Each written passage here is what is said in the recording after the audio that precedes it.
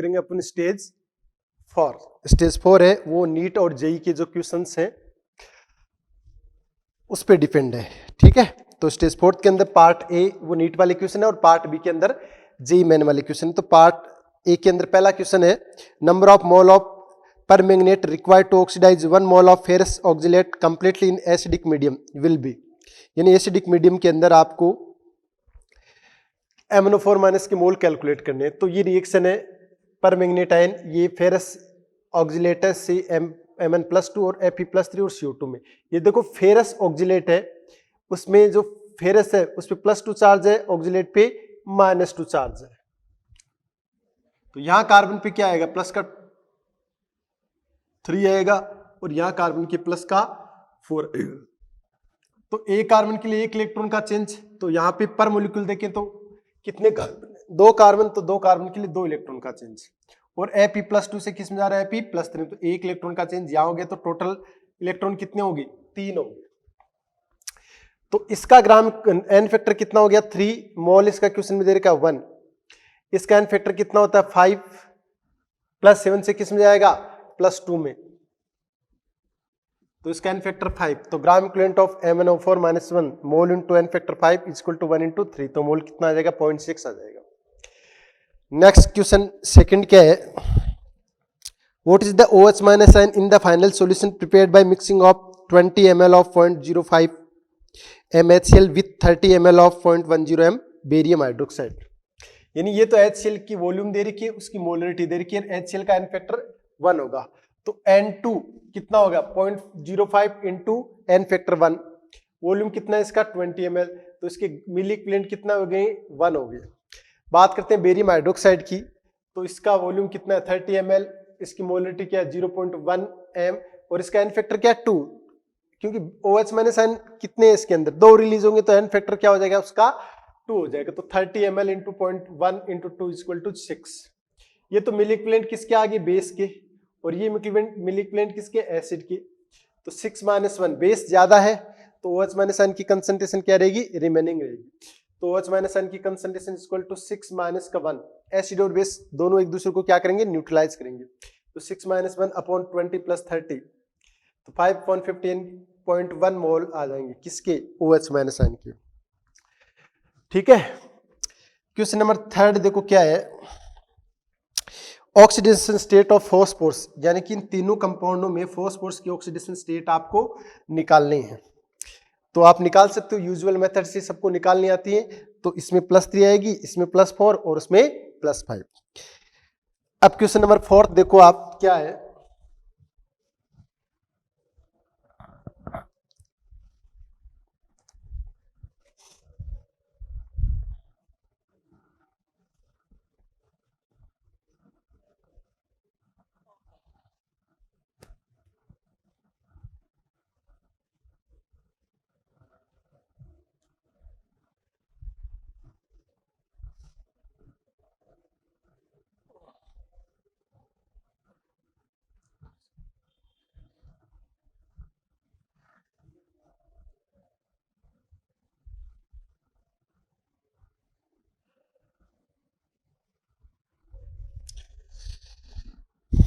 Question number देखो 4।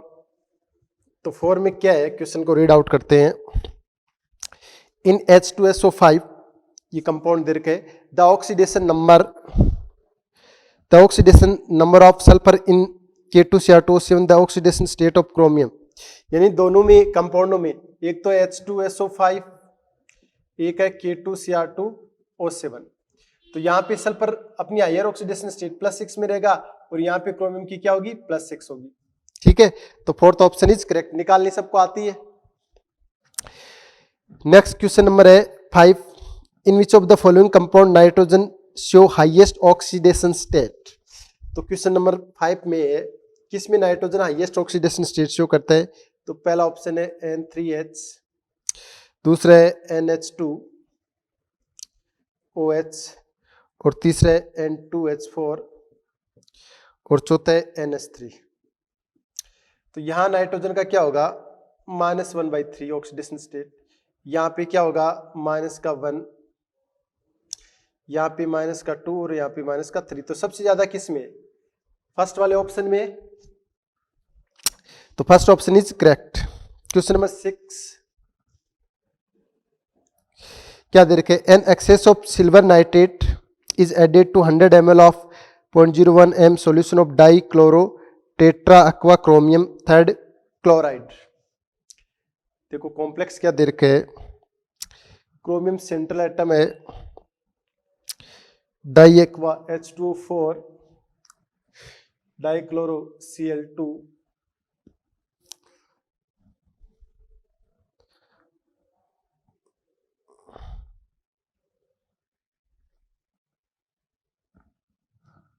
और Cl, ये कॉम्प्लेक्स दे रखा है, ठीक है ना। तो इसमें क्रोमियम +3 ऑक्सीडेशन स्टेट में, तो ये हो गया die chloro tetra aqua chromium third हो गया। इसकी सिल्वर नाइट्रेट के साथ रिएक्शन कराओगे तो AgCl PPT बनेगी, आगे ये क्या आ जाएगा, कॉम्प्लेक्स आ जाएगा। ये किस में ले रहे हैं, एक्सेस के अंदर ले रखे हैं।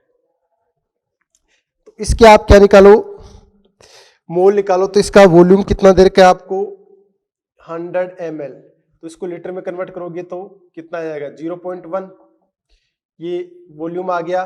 और इसकी मोलरिटी कितनी देर की है, 0.01 इंटू 0.1, तो आएगा 0.001 मोल आ गया इसकी। जितने कॉम्प्लेक्स के मोल होंगे उतने ही पीपीटी के मोल बनेंगे, क्योंकि 1 मोल से इसका कितना मोल बन रहा है, 1 मोल बन रहा है, तो इसकी कितने मोल बनेंगे, 0.001 मोल, ठीक है। It means third option is correct. Question number 7 है, the reaction of aqueous KMnO4 with H2O2 in acidic solution. तो क्वेश्चन नंबर 7 क्या है, KMnO4 प्लस H2O2 से रिएक्शन कराओगे तो ये प्लस एसिडिक मीडियम में क्या है, +7 से किस में जाएगा, +2 में, और H2O2 किस में जाएगा, O2 में, तो ये प्रोडक्ट बनेंगे इसकी। तो second option is correct. Question number 8 क्या है, in acidic medium H2O2 change Cr2O7- to CrO5 which has two peroxide bond दे रखा है O के बीच में, oxidation state of chromium in CrO5। CrO5 में क्रोमियम की ऑक्सीडेशन स्टेट क्या होगी, तो इसकी देखो अभी स्ट्रक्चर बनाई थी लास्ट क्वेश्चन में, एक बार फिर बना लेते हैं। अब देखो क्रोमियम और ऑक्सीजन के बीच में सिंगल बॉन्ड है, क्रोमियम की इलेक्ट्रोनेगेटिविटी कम है, ऑक्सीजन की ज्यादा है, तो इस पे -1 इस पे +1, ऐसा इनमें होगा, -1 +1 -1 +1। जबकि क्रोमियम और ऑक्सीजन में डबल बॉन्ड है, तो ऑक्सीजन पे -2 तो इस पे +2 है, तो बताओ इस पे टोटल ऑक्सीडेशन स्टेट क्या हो जाएगी, क्रोमियम की प्लस की 6, यानी कि 8 में third option is correct. Next question number 9,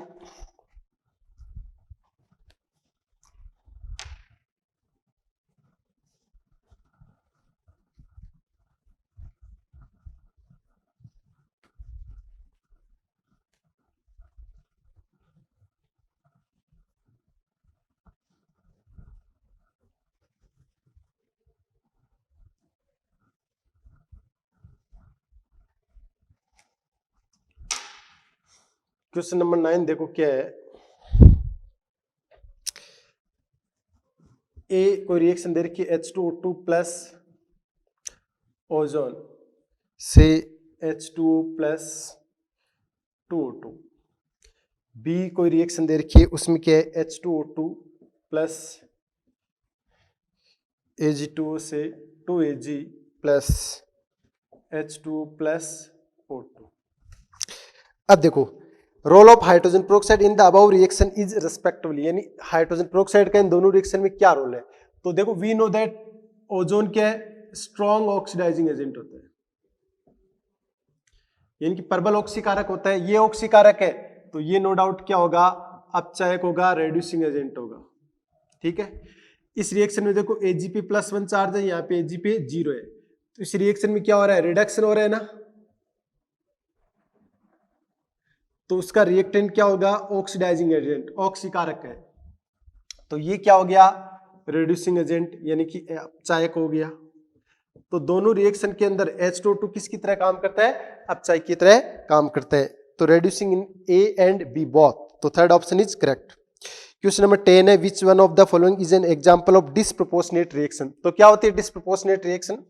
ऐसी रिएक्शन जिसमें किसी कंपाउंड में एक एलिमेंट का ऑक्सीडेशन और उसी एलिमेंट का रिडक्शन होता है, ऐसी रिएक्शंस को आप क्या बोलोगे? डिसप्रोपोर्शनेट रिएक्शन बोलोगे। तो देखो पहली ही जो रिएक्शन है 2AC2Cl2, ये सेलेनियम का डाई हेलाइड है AgCl4 प्लस Ag। यहाँ पे इस पे चार्ज क्या है? +1 है, यहाँ पे +4 है, यहाँ पे 0 है। तो +1 से +4 क्या हो रहा है? ऑक्सीडेशन हो रहा है, किसका? सेलेनियम का। और उसी एलिमेंट का क्या हो रहा है? रिडक्शन हो रहा है। तो ऐसी रिएक्शंस को आप क्या बोलोगे? डिसप्रोपोर्शनेट रिएक्शन बोलोगे। नेक्स्ट क्वेश्चन नंबर 11, क्या 11? When 0.1 mole per magnetine is oxidized, the quantity of electricity required to completely oxidize MnO4 2 MnO4-। तो MnO4-2 से किस में जा रहा है? MnO4-1। इसका ऑक्सीडेशन स्टेट क्या है? +6, इसका +7। तो एक इलेक्ट्रॉन लीज हो गया, तो इसका एन फैक्टर क्या हो जाएगा? 1 हो जाएगा। मोल कितने दे रखे हैं? 0.1। तो ग्राम इक्विवेलेंट कितने हो जाएंगे? मोल इंटू एन फैक्टर, मोल 0.1 इंटू 1, तो ग्राम इक्विवेलेंट 1 होगी। तो जितने ग्राम इक्विवेलेंट होते हैं उतने फैराडे इलेक्ट्रिसिटी क्या होती है? रिलीज होती है। तो ये आप ध्यान रखना, we know that 1 gram equivalent is equal to 1 faraday, और 1 फैराडे बराबर क्या होता है? 96500 कूलम। बाकी ये आप कहाँ पे पढ़ोगे? इलेक्ट्रोकेमिस्ट्री में पढ़ोगे नेक्स्ट ईयर, 12th क्लास के अंदर है इलेक्ट्रोकेमिस्ट्री चैप्टर, वहां पे ये चीज और अच्छे से एक्सप्लेन कर रखी है। तो 0.1 ग्राम इक्विवेलेंट है, तो चार्ज कितना हो जाएगा? 1 gram equivalent is equal to 1 faraday, तो 0.1 gram equivalent is equal to 0.1 faraday, और 0.1 इंटू 1 फैराडे बराबर कितना आता है? 96500, इट मीन्स 9650 कूलम। ठीक है, तो third option is correct. Next question number 12 है, which of the following process do not involve oxidation of iron. इनकी कौन सी रिएक्शन में आयरन का ऑक्सीडेशन नहीं हो रहा है?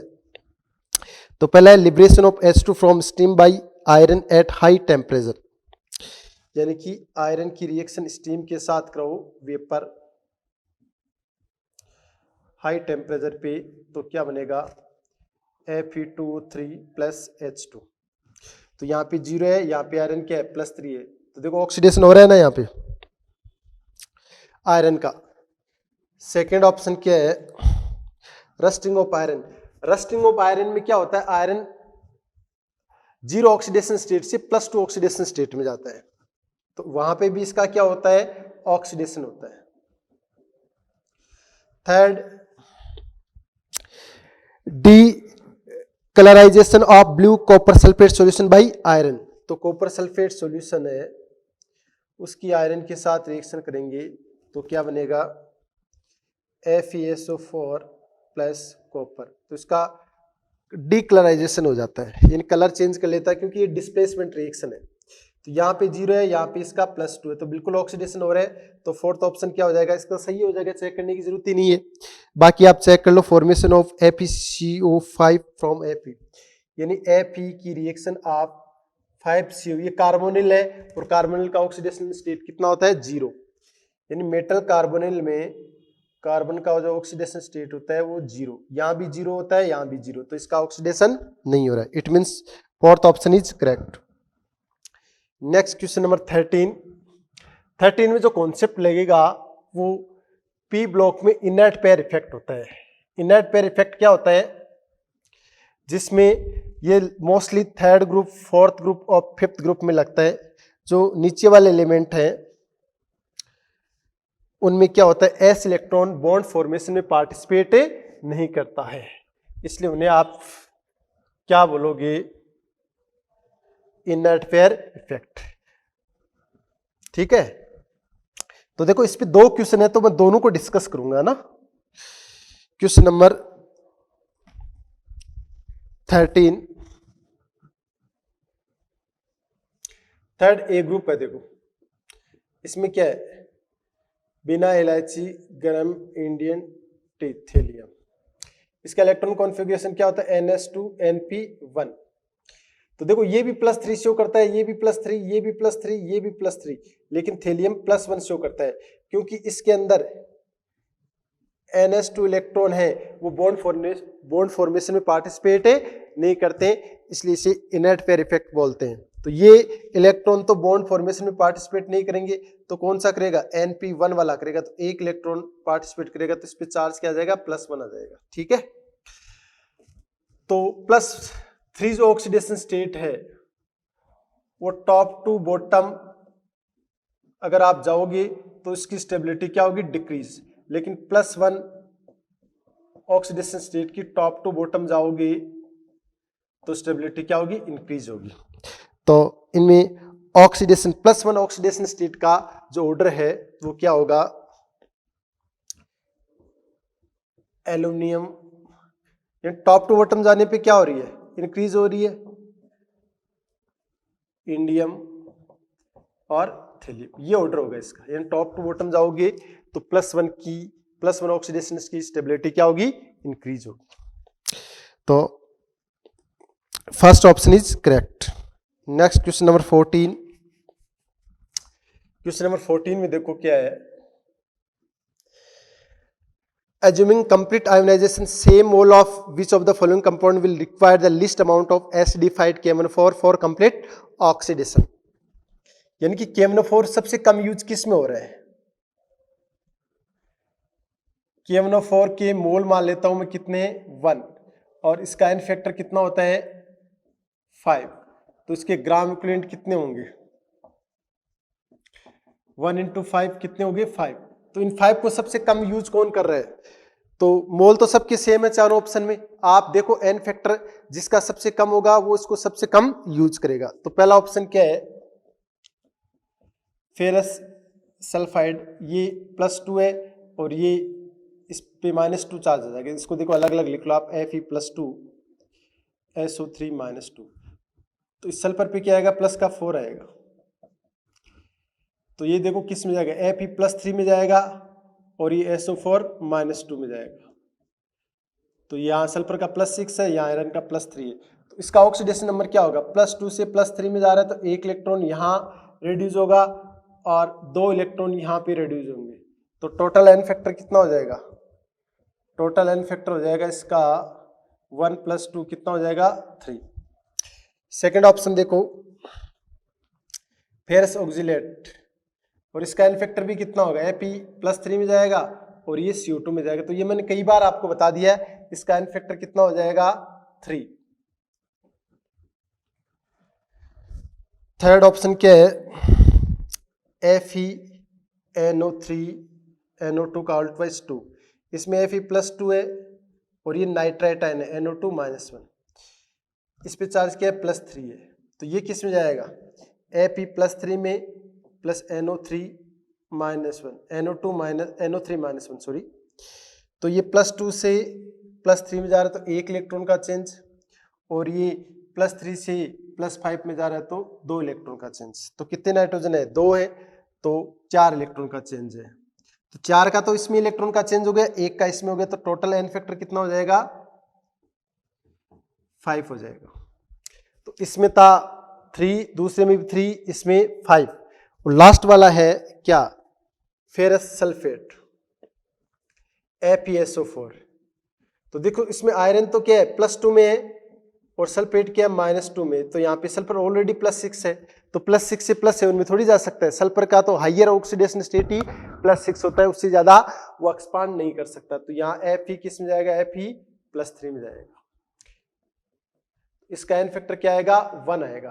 तो जो फोर्थ ऑप्शन है उसमें एन फैक्टर 1 आएगा। इट मींस ये सबसे कम यूज करेगा किसको, KMnO4 को। नेक्स्ट क्वेश्चन नंबर 15 है, which one of the following statement is correct when SO2 is pass through acidified K2Cr2O7 solution.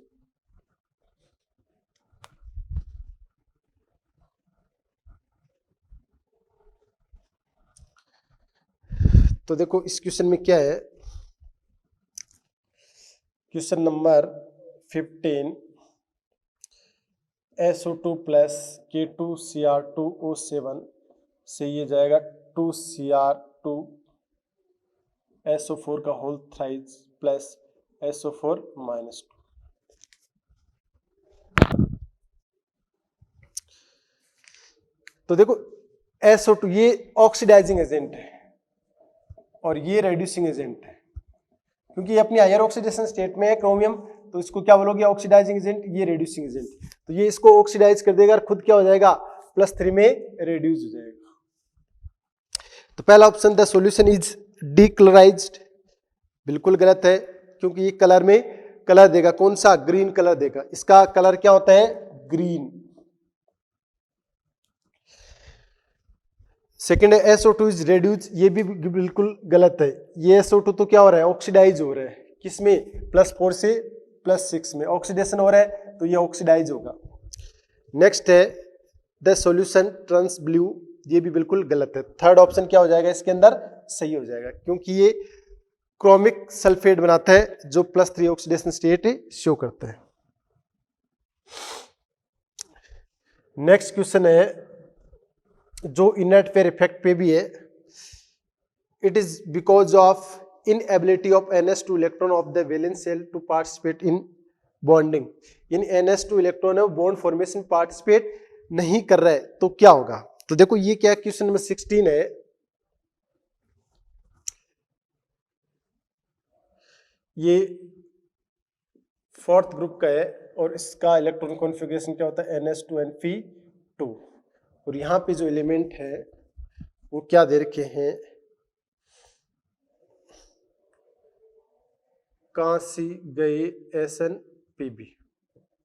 तो इसमें जो बॉन्ड फॉर्मेशन है उसमें NS2Np2,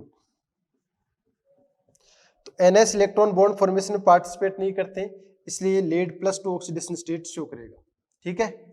बाकी ये क्या करेंगे, +4 ऑक्सीडेशन स्टेट शो करेंगे, तो +4 ज्यादा स्टेबल होगी किससे, +2 से, और इसमें लास्ट वाले में +2 ज्यादा स्टेबल होगी +4 से, क्योंकि NS2 इलेक्ट्रॉन बॉन्ड फॉर्मेशन में पार्टिसिपेट नहीं करते हैं, ठीक है। तो देखो SN हमेशा +4 में रहेगा और लेड हमेशा +2 में रहेगा due to inert pair effect. तो SN +2 इज ऑक्सीडाइजिंग, ये SN तो अपनी लोअर ऑक्सीडेशन स्टेट में, तो ये ऑक्सीडाइजिंग एजेंट कैसे हो सकता है, रेड्यूसिंग एजेंट होगा। तो पहला ऑप्शन गलत हो गया। SN and Pb+2 are both oxidising reducing agent, ये भी गलत है। तीसरा है SN+4 is reducing while Pb+4 is oxidising, ये भी बिल्कुल गलत है, क्योंकि SN+4 है वो ऑक्सीडाइजिंग एजेंट है, क्योंकि अपनी हाइयर ऑक्सीडेशन स्टेट के अंदर है। फोर्थ ऑप्शन देखो आप, फोर्थ ऑप्शन में क्या है, SN+2 है वो रेड्यूसिंग एजेंट है, तो बिल्कुल चेक करते हैं SN+2 में नहीं रहेगा ये, क्यों, क्योंकि इनर्ट पेयर इफेक्ट की वजह से +4 इसकी मोर स्टेबल है, तो ये +2 से किस में जाने की कोशिश करेगा, +4 में, 2 इलेक्ट्रॉन रिलीज करेगा। तो देखो क्या हो रहा है, इसका ऑक्सीडेशन हो रहा है इस रिएक्शन में, तो इसका जो रिएक्टेंट है वो क्या हो जाएगा, रेड्यूसिंग एजेंट हो जाएगा। तो SN+2 हमेशा किसकी तरह काम करेगा, रेड्यूसिंग की तरह।